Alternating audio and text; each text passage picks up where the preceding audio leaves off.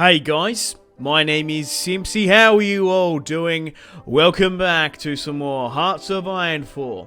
Here today, we have another mod spotlight video on the channel. We're going to be checking out the espionage mod for Hearts of Iron 4. I'm going to put the link in the description below for the Steam page if you guys would like to download it and play along with me. But let me know in the comment section down below if you'd like to see some more videos on maybe more of this mod, the espionage mod, or maybe some sort of similar features. And leave a like if you're new around here and subscribe. Now, I have been craving and clamoring for a espionage feature in Hearts of Iron 4 for ages, because I feel like it's a massive miss in Hearts of Iron 4 vanilla. World War II, one of the major sort of features in it was deception and espionage. It's a huge component for World War II. Obviously, we've got the likes of Operation Mincemeat, the guy that went on to write James Bond. If you guys aren't familiar with that operation, basically the UK government hatched a plan to put battle plans on I think it was a plane, and they attached it to somebody. They dumped it off in the Iberian Peninsula. They picked it up, the Axis forces, and decided to redirect their troops from, I believe it was, I'm going off the top of my head here, so I'm butchering history, which annoys people. I believe it was in Sicily. They were going to invade the Italian peninsula, but they managed to regroup, and the plan said they were going for Greece, and they tried to deceive them instead of going to Italy, but they went to Italy the whole time.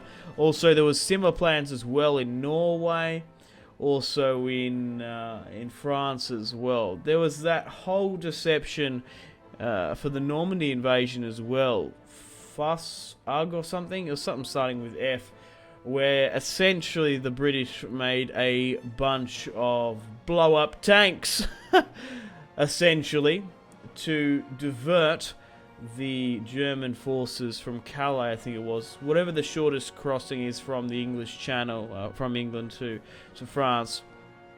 But yeah, they ended up going to Normandy instead. So we're going to go through this mod and look through some of the features that are available.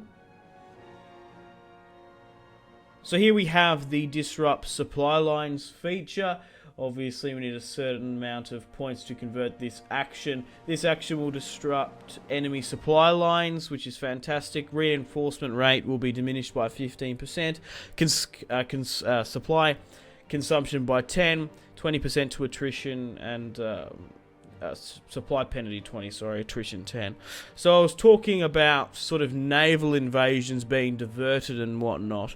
It'd be interesting to see if in Hearts of Iron you could actually see the Allies' naval invasion, but it would be sort of a 50-50 shot as to where it's going to land, depending on the disruption and whatnot. But I would be surprised if espionage wasn't on the plans for Hearts of Iron 4. I think it's just a feature that they sort of had to cut and streamline, because they sometimes whitewash history in Hearts of Iron, you know what I mean? Like, there's not really too much of a Holocaust element to the game. Like, I obviously don't want a Holocaust simulator, that'd be fucking disgusting.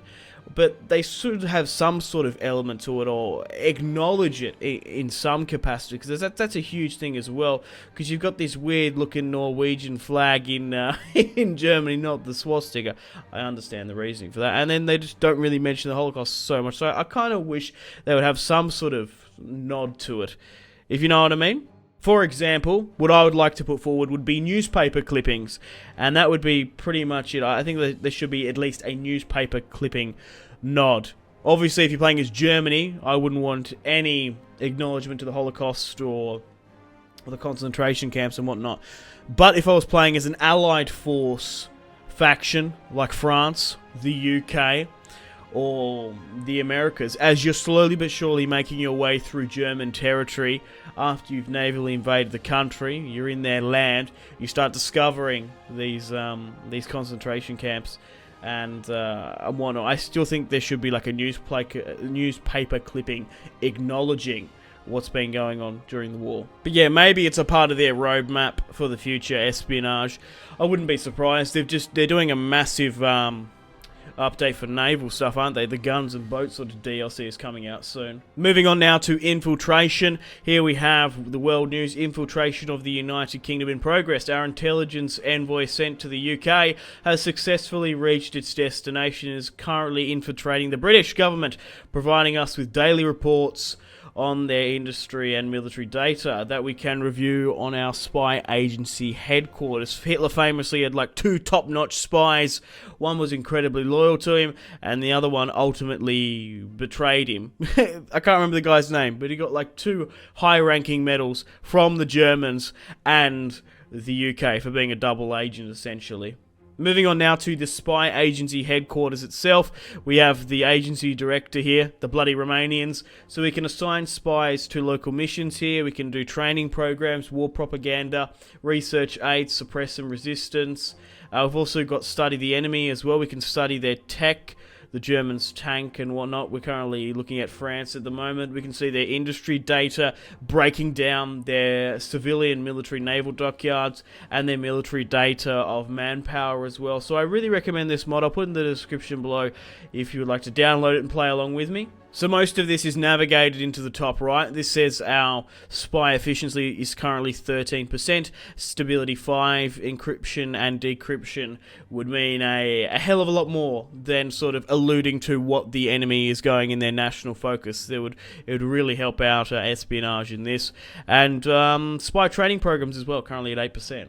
So here we have repelled a foreign conversion action. A foreign entity attempted to perform a covert action on our soil, but thanks to our great defense mechanism, we're currently in a place. We uncovered the plot and arrested all the spies involved to be interrogated. So far, they have refused to admit which country is behind the attack. So we can use enhanced interrogation tactics, which does give us minus 50 political power, and it gives us a chance, but we do get, we're torturing people. So it's a bit of a dilemma event, which is interesting. Moving on now to a investigation. Conspirators uncovered. As a result of the use of enhanced interrogation techniques, it's been successful. Huzzah! The foreign spies admitted that Italy was behind the conversion, and it's recently taken place. Italy will pay for this. So we managed to gain 1 base war support, and looks like we're going to war with Italy soon. Moving on now to the Armed Resistance tab.